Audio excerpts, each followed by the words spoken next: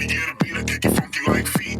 Let me get a beat, I kick it feet like. Let me get a beat, I kick it funky like feet. Você já ouviu falar que algumas comidas são infantis e só devem ser consumidas pelas crianças? Por exemplo, o que falar do Todinho? Ou então falar do Nescau? Ou falar então do É Demais! Aqueles sucrilhos Kellogg?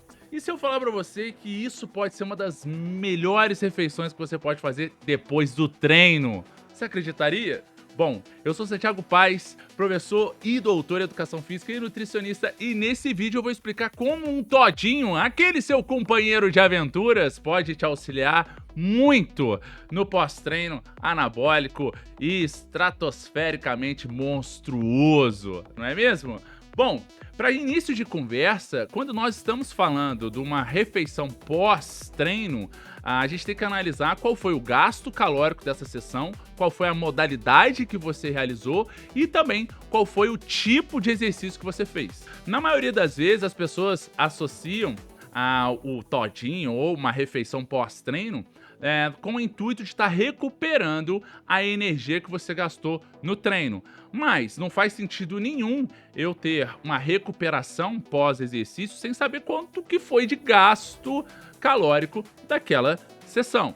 Quando nós estamos falando de exercícios cíclicos ou exercícios contínuos, como uma corrida, por exemplo, nós temos uma contração muscular que não é tão intensa ou pode até ser intensa caso você escolha modalidades como intervalado de alta intensidade, no qual se aumenta muito a intensidade, mas reduz o tempo. Ao invés de fazer 40 minutos como o aeróbio contínuo, no intervalado você poderia fazer 20 com uma intensidade mais alta. Estudos têm mostrado que ambos têm a mesma capacidade de emagrecimento quando esse volume é igual. Mas se eu estou falando de um aeróbio contínuo, por exemplo, de mais ou menos ali 65% da frequência cardíaca de reserva, para uma pessoa, para um monstro aí de 100 quilos, por exemplo, nós temos quanto de gasto calórico? Nós temos na literatura um equivalente metabólico que a gente chama de METs, da ordem de mais ou menos 9 METs. O que significaria isso?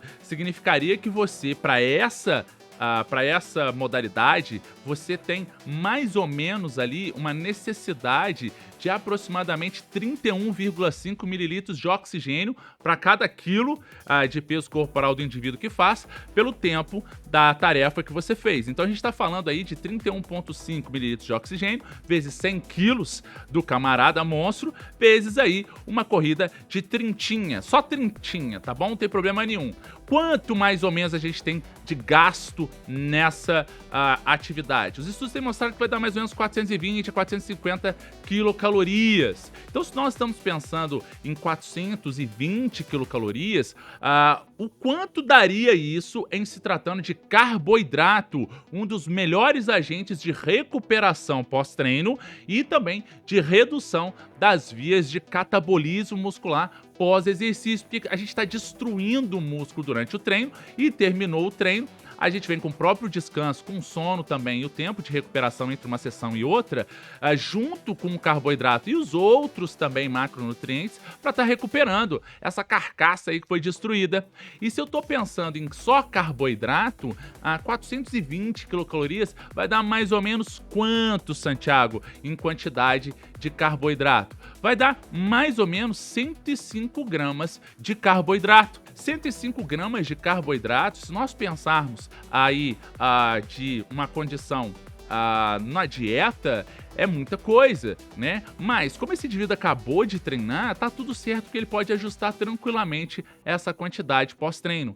Mas por que essa quantidade pós-treino é maior? Porque esse cara é maior, ele tem 100 quilos. E por que eu estou chegando a essa conclusão, Santiago? Porque os estudos mostram que o melhor valor pós-treino para estar recuperando em 3, 4 horas essa musculatura e já preparando para um próximo treino, ou até mesmo já preparando esse indivíduo que muitas vezes faz o treino antes de trabalhar e precisa trabalhar. Então é uma maneira bem bacana para ele já estar recuperado. Então, os estudos têm mostrado que o valor para que nós pensarmos nessa recuperação, um valor ótimo, seria de mais ou menos 1 grama a 1,2 gramas de carboidrato por quilo de massa corporal pós-exercício. E aí, meus queridos? E aí, esse valor tá redondinho pra esse camarada aí, monstro de 100 quilos. Mas, Santiago, cadê o raio do todinho?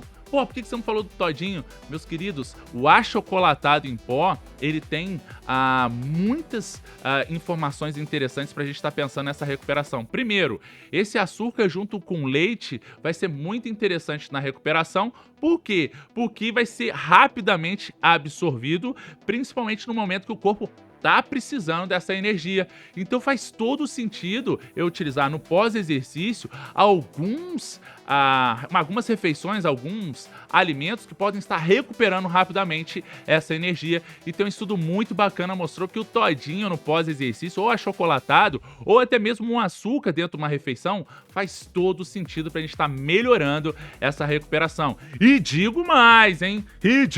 Vou além, hein? Gente, tem um estudo muito bacana que mostrou que leite, ó o tadinho do leite, o pessoal tem um preconceito com leite. Pra começar, leite não é inflamatório, tá, pessoal? Hashtag leite não é inflamatório. Tem um estudo muito bacana que mostrou que o leite é uma das melhores bebidas de reidratação pós-exercício que a gente tem. Isso é muito legal, porque no leite tem algumas imunoglobulinas, tem alguns carboidratos, como a galactose, que são carboidratos específicos do leite que auxiliam a velocidade de recuperação pós-treino. Por quê? Porque a gente tem o que a literatura chama de transportadores específicos. O que é um transportador específico lá no intestino? É como se fosse uma porta específica para determinado tipo de carboidrato. E no intestino a gente tem principalmente 3 tipos de portas de transportadores específicos. A gente tem portas específicos para o carboidrato, para a glicose que vem desse carboidrato. A gente tem uma porta específica para a galactose que vem do carboidrato. Galactose seria o açúcar específico de derivados do leite. E temos também portas específicas da frutose, que é o açúcar da fruta, que não dá esteatose. Pelo amor de Deus, gente! Mas enfim, então quando a gente mistura esses 3, a literatura tem mostrado que a velocidade de recuperação é até 50% maior. Então pensando nisso, o todinho com uma bananinha, acabou. Um dos melhores pós-treinos que você pode estar fazendo para estar melhorando a tua recuperação no músculo, entregando mais energia pro teu músculo e ficando mais rapidamente recuperado. Aí, meus queridos, você pode estar colocando um ovinho mexido lá, um ovinho instalado, aquele ovinho de codorna, aquele ovinho de pata, né, que dizem que é afrodisíaco, mas enfim, as possibilidades são inúmeras e a gente está pensando aí em refeições que para alguns são refeições aí erradas, são refeições que são inflamatórias, que são refeições que não vale a pena, são refeições infantis, mas quando a gente ajusta a fisiologia, a bioquímica de quem treina, faz todo sentido. Então, nesse vídeo eu expliquei para você por que a gente pode estar utilizando esses tipos de comida, inclusive o próprio todinho, ou até mesmo outros alimentos com maior teor de carboidrato, pensando na recuperação pós-exercício. Não deixem também de conhecer a Personal Play, a plataforma de cursos de capacitação do personal trainer. Clique no link da descrição aqui dos comentários, na legenda aqui desse vídeo. Faça parte da comunidade de personal trainer que mais cresce e a gente se vê no próximo vídeo. Grande abraço, valeu! Let me get a beat, I kick it funky like feet. Let me get a beat, I kick it funky like feet. Let me get a